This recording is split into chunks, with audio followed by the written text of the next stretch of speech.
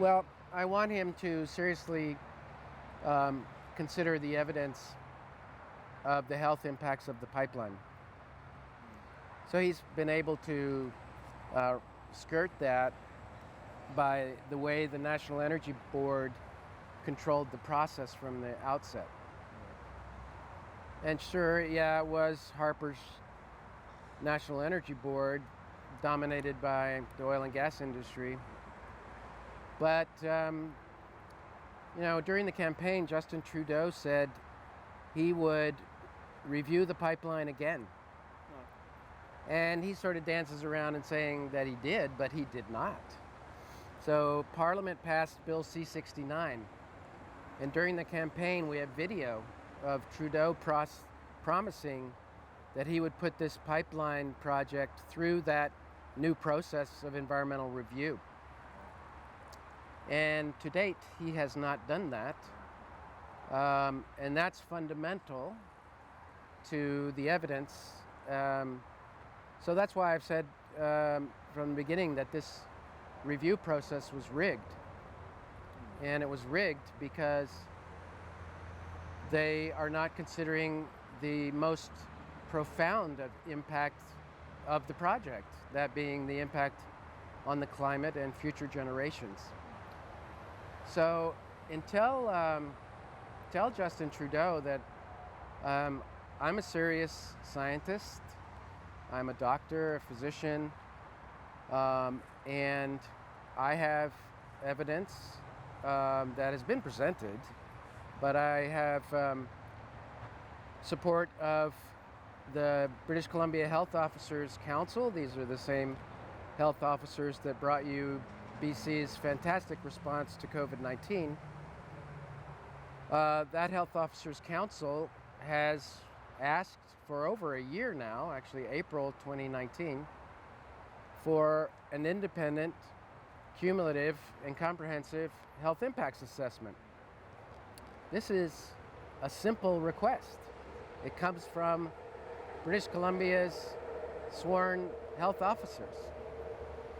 So I hope the Prime Minister will stop bulldozing the government of British Columbia, which is clearly stated they're against the pipeline, will stop trampling over the future of children and their children's children, and seriously consider the evidence about the impacts of this pipeline. Because so far he has skirted and dodged around and hired his cronies in the oil and gas industry, and then bought the frickin' pipeline. I mean, Texas Enron executives at Kinder Morgan walked away from the project. So think about that. Those guys just barely missed going to jail, and then they have this pipeline project that they're jamming through, and then they say, ooh, maybe we're not going to make enough money off this. There's so much uncertainty.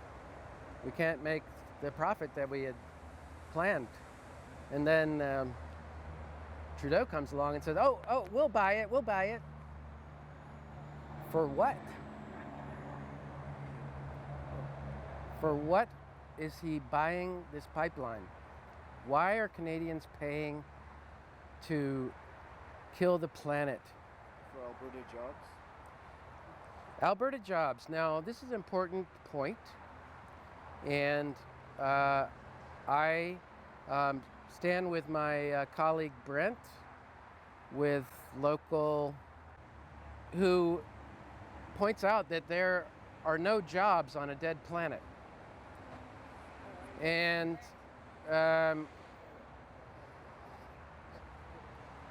we, at the end of, hopefully the end of the COVID-19 pandemic, are now in the economic recovery period, where billions of dollars are flowing out of the federal treasury.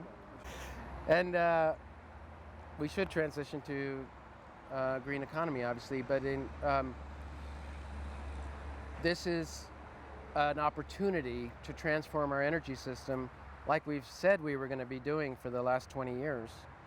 Now there is this time where at the very least we stop building new 40-year lifespan infrastructure and begin training oil and gas workers in renewable energy. Start with just getting them to clean up the mess they've made over the last 80 years. Capping wells, plugging the methane leaks, cleaning up the mess they've made. I don't know what you do with the tar sands, those open pits. But the rest of this, there's plenty of work. It just has to be redirected towards constructive work instead of destructive work.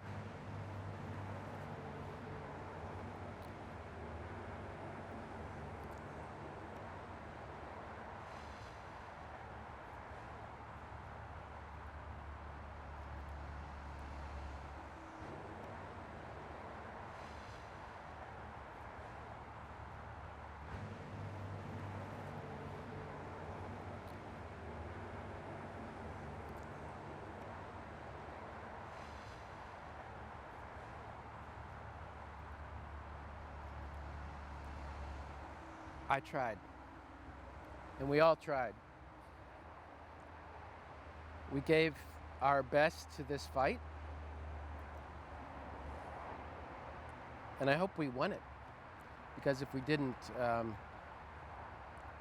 they have every right to hate us.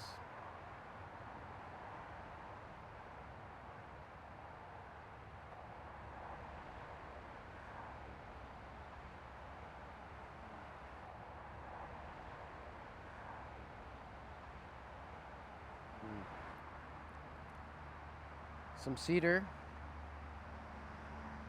There's an eagle feather that was brought to me.